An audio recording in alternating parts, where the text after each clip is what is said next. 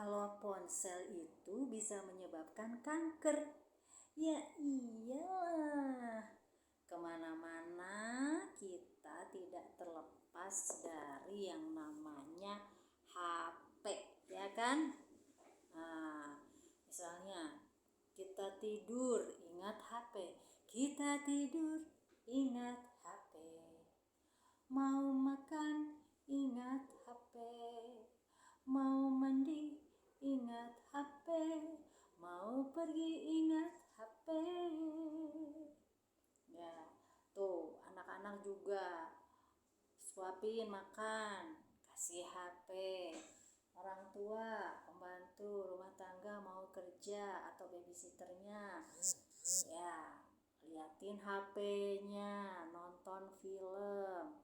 Mau tidur, nggak bisa tidur, ya nonton film, baca novel, atau ya pokoknya baca-baca gitu, atau nonton YouTube dan lain sebagainya. Jadi terus-terus radiasi itu ya mengenai kita, tubuh kita, otak kita, ya kan? Nah, kenapa sih disebut HP itu ada radiasi, menimbulkan radiasi? Karena pada HP itu terdapat ya transmitter bukan neurotransmitter, transmitter yang mengubah suara menjadi gelombang sinusoidal kontinu.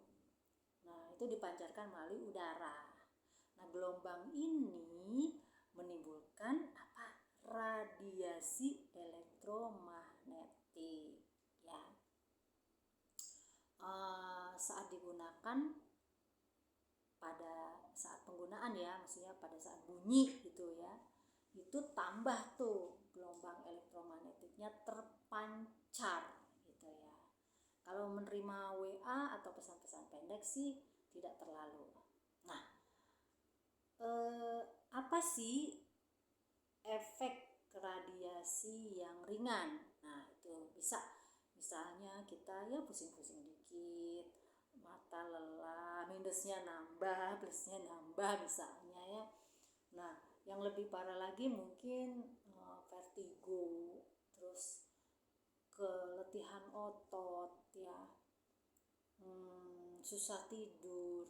Yang lebih parah lagi, yang berat, misalnya insomnia. Tadi insomnia itu bukan cuma susah tidur aja, tetapi dia menimbulkan gangguan mentality juga. Jadi tidur misalnya dia merasa tidur tapi ternyata dengar-dengar suara, atau tidurnya tidak berkualitas, tidurnya sehari cuman 1 jam, itu juga sering terbangun, atau nanti pagi baru bisa tidur ya.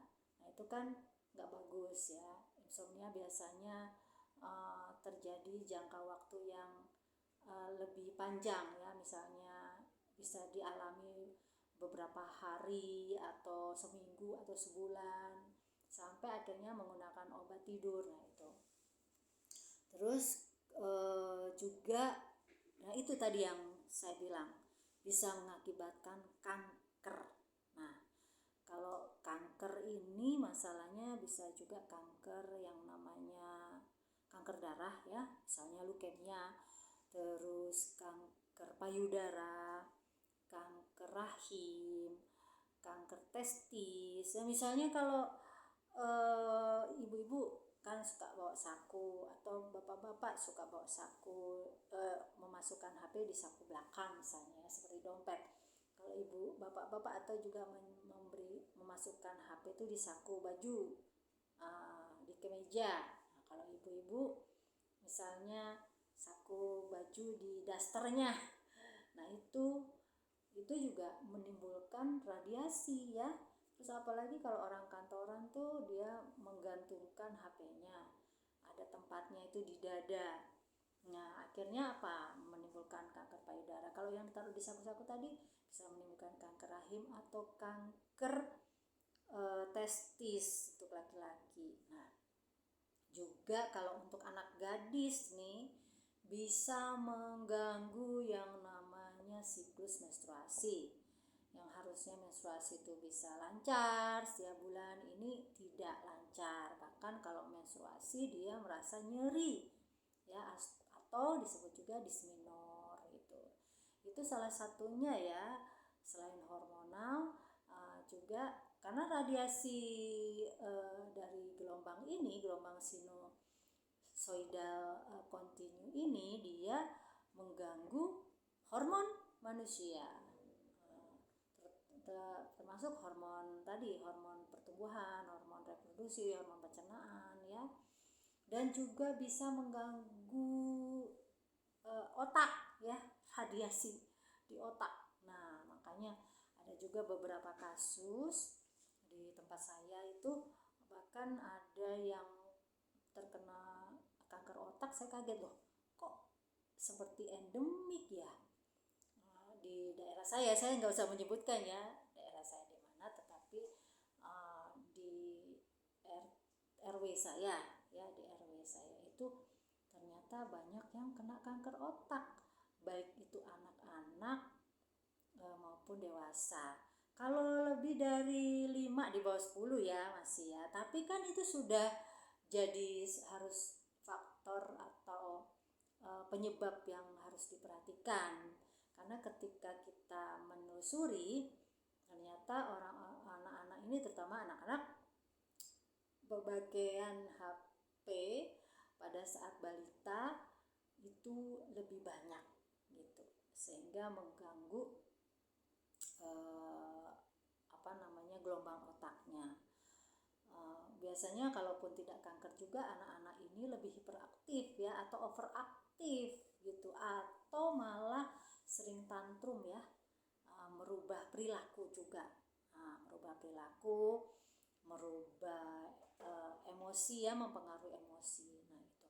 Terus kemudian untuk yang dewasa, mungkin ya selain faktor yang lain, tetapi yang saya korek ya keterangan dari keluarga, karena jiwa kepo saya ya, jiwa kepo, walaupun tidak penelitian secara murni, tetapi kita mencari tahu, oh ternyata riwayat orang-orang yang terkena kanker otak atau suspek tumor ya di otak itu ya kebanyakan terkena radiasi dari ponsel.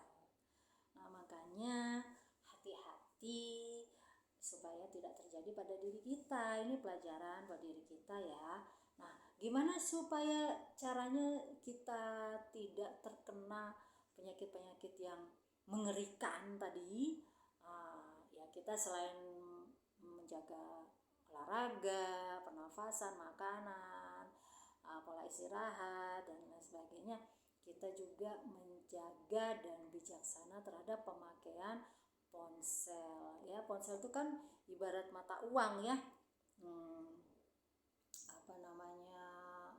dia sebagai pisau atau mata uang, di satu sisi baik, di satu sisi bisa menimbulkan ketidakbermanfaat ya, di satu sisi manfaat, di sisi lain tidak bermanfaat. Tapi banyak manfaatnya kok kalau ponsel ini, hanya saja penggunaannya bijaksana.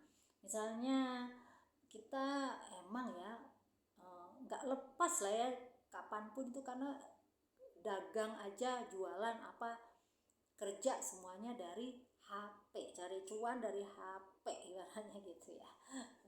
Gitu. Nah ya, untuk itu bijaksananya gimana Terina ya, kita bisa menggunakan hand free.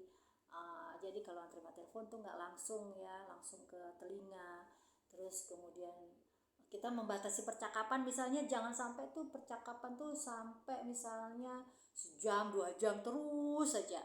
Nah, mendingan kita pakai handsfree atau agak di loudspeaker gitu. Jadi dijaga jaraknya antara HP dengan telinga dan kepala kita. Terus kemudian juga ya itu tadi, tidak memakai menyimpan HP itu di saku baju, saku celana misalnya, baik di tas aja atau tidak di dada ya, misalnya dikalungkan menjadi kalung HP itu saya sarankan tidak seperti itu. Terus kemudian untuk anak-anak ya, untuk anak-anak itu ya batasi ya, batasi HP itu dalam sehari kalau dihitung-hitung ya kurang lebih sejam lah ya gitu, terutama balita itu ya. Kalau anak-anak mungkin sekarang juga sekolah misalnya cari materi pembelajaran, gurunya suruh buka yang namanya Google atau Chrome gitu kan. Nah itu tidak apa-apa, tetapi dibatasi. Kita ajari aja, kita contohkan, terutama contohkan orang tuanya, jangan terus-terusan apa-apa itu HP itu ibarat kayak pacar atau istri atau suami ya.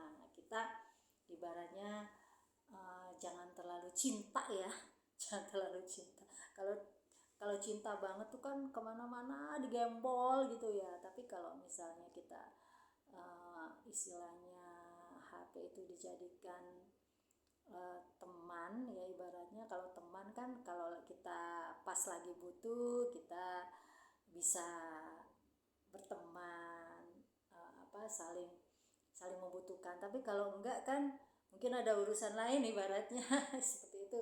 Ya udah, penggunaan atau berteman secukupnya saja kayak seperti itu. Nah, tapi ya pokoknya itu jangan sampailah terjadi sama kita. Kita harus bijaksana dalam menggunakan ponsel ya. Oke, terima kasih dari saya, konsultan kesehatan dari Gria Sehat Rine Prameswari, dan konsultan kesehatan juga dari Harmoni Energi Sehat. Terima kasih.